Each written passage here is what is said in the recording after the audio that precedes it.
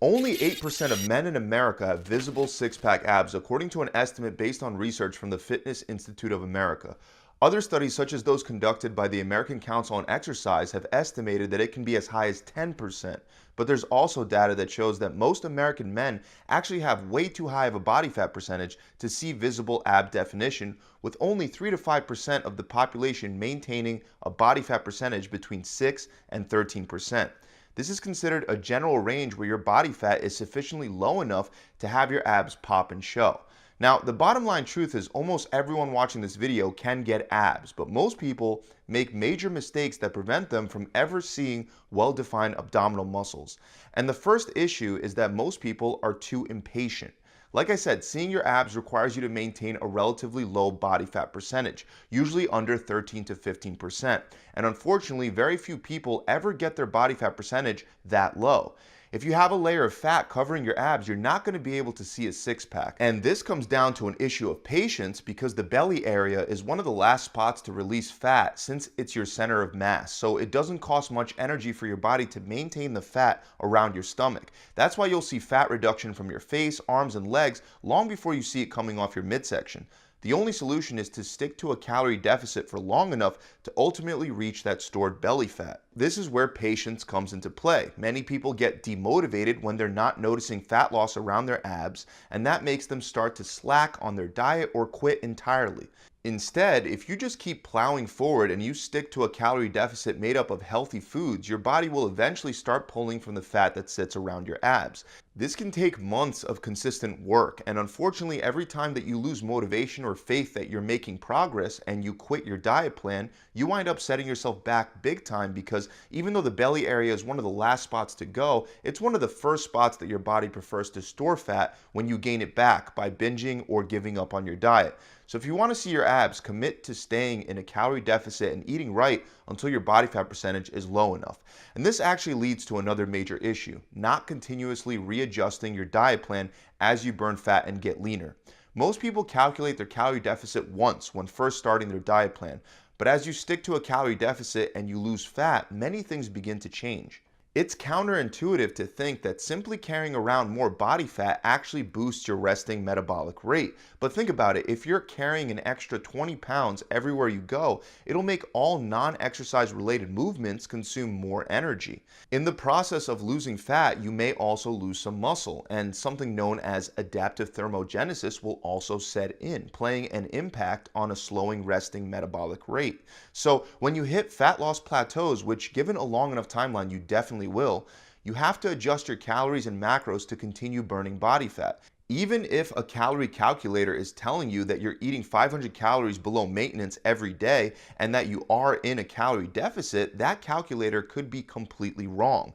And the way that you know if it's wrong is by evaluating if you're burning fat or not. If you're not losing inches and you don't see any progress in the mirror for weeks or months, but you're also not gaining any body fat, then that literally means that your current diet is keeping you hovering at maintenance. Even if you lost fat with this diet plan and calorie deficit originally, it's now your new maintenance set point. So to fix this, you should try reducing your diet by another 200 to 300 calories per day each time you hit a plateau for a few weeks. Then reevaluate a few weeks later and repeat this process every time you hit a plateau. It'll likely take multiple adjustments to reduce your body fat low enough to see six-pack abs. And speaking of six-packs, another potential issue that I have to mention, which is the only one that's outside of your control, is genetics. Some people physically cannot get six-pack abs because of the way the rectus abdominis is shaped. The rectus abdominis is the external layer of ab muscle that we all commonly refer to as a six-pack. But in reality, the rectus abdominis is actually one sheet of muscle rather than the 6 separate muscles that it appears to be. The thing that makes it appear like separate muscles is something known as tendinous inscriptions. These are tendons that run in between the rectus abdominis, and they're highly based on genetics. Most people will have 3 to 5 tendinous inscriptions, and these tendinous inscriptions come in all different thicknesses, sizes, and even in lopsided arrangements. This is why one guy can have perfectly symmetrical 8-pack abs when maintaining a low body fat percentage. Meanwhile, another guy with the same body fat percentage can only see a 4-pack. For this reason, your goal shouldn't be to have an 8 or 10-pack or even a 6-pack for that matter. Everyone watching this video can get lean enough to see abs, regardless of how many blocks show up when you do actually get lean. Since you can't add more tendinous inscriptions, you shouldn't compare your abs to some model that genetically has different looking abs at an anatomical level. Now, something that is fully in your control is your ability to progressively overload and develop your abs over time. And this is one of the biggest mistakes I see people making. Most men do not train their abs with free weights at all. They'll try to lift heavier weight loads for exercises like squats, bench presses, and even bicep curls, but they treat abs completely differently. The truth is, your rectus abdominis, like other muscles in your body, responds very well to using heavier and heavier weight loads over time. Aside from lowering your body fat percentage, you can also affect visibility by growing your abs.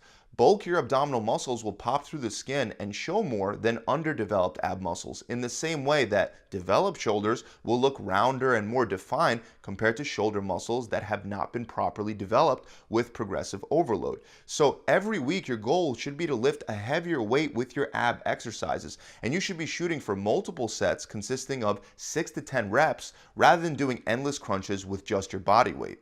To build ab muscle, you also want to avoid the common mistake of relying on compound exercises like squats and deadlifts. This is another reason that most people never see abs. For a long time, it was believed that you can get a perfect six-pack just by stimulating your abs for growth indirectly with compound exercises. However, research has revealed that you won't even get half the activation for your rectus abdominis, even when lifting extremely heavy weight loads for exercises like squats, deadlifts, and clean and presses, when compared to basic ab exercises like the straight leg sit-up. So train your abs with ab-specific exercises like weighted decline sit-ups, weighted leg raises with pulse-ups, and weighted crunches, and work on increasing the weight load that you use over time. You should also make it a point to train your abs at least twice a week with at least 9 heavy weighted sets during each session. This is something that most people once again get wrong. They throw in some crunches at the end of a training session and wind up with hardly any training volume by the end of the week. Volume plays one of the biggest impacts on muscle growth, and it essentially boils down to total sets times reps times weight load used. Studies have shown that you can achieve more muscle growth by training a muscle more often, like 2 times a week compared to just 1 time a week. So make sure you do that. With that said, don't make the mistake of training abs every day. This falls into the same category of treating abs differently than other muscles in your body. We all know that we have to give our shoulders, our legs, and our backs and other muscles time to recover from the last workout. Typically, it's recommended to take 48 to 72 hours off before training these same muscles again. But many people try to get abs by doing endless reps of bodyweight crunches on a daily basis. Just like other muscles, the abs will recover and grow while resting, and just like it wouldn't be optimal for muscle growth to train shoulders every day, it's also not optimal to train abs every day. 2 to 3 dedicated ab-specific workouts per week with heavy weight is more than enough.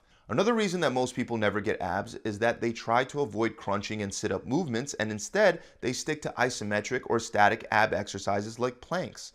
A lot of this comes from a false fear that crunching movements lead to lower back pain, but this is actually not true and has been disproven again and again. One of the main functions of your rectus abdominis from an anatomical perspective is spinal flexion. When you're doing exercises like decline sit-ups or even regular crunches, you go back and forth between flexion and extension of the spine. Or in other words, you have a concentric phase on the way up and an eccentric phase on the way down. Meanwhile, if you're just doing static exercises like planks, you just hold an isometric contraction. Even though planks are great, especially for your deep stabilizer muscles like your transverse abdominis, there are far better exercises for building a blockier rectus abdominis that focus on flexion around the spine and trunk area. Once again, most people wouldn't hold a bicep curl halfway up to build their biceps. They would do reps where they would go through a full range of motion, reaping benefits from both the concentric and the eccentric phases of the exercise.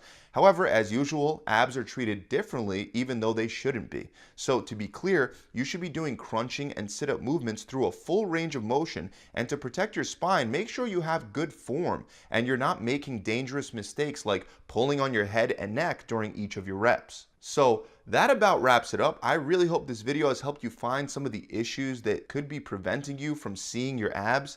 If it has, make sure you subscribe to the channel, and remember that body fat is definitely one of the biggest parts of the equation. If you have too much body fat, you simply won't be able to see your abs no matter how developed they are. So if you'd like a streamlined approach to dropping 20 pounds or 5% of your body fat in the next 6 weeks, check out my free 6-week shred. It'll come with a personalized meal plan, a recipe book, a workout plan that includes a full ab workout plan, and of course, a coach will be there to answer any questions and guide you through the entire process. To find out more, you can click the link below in the description, or you could visit my website directly at gravitytransformation.com. I'll see you guys soon. Pump it.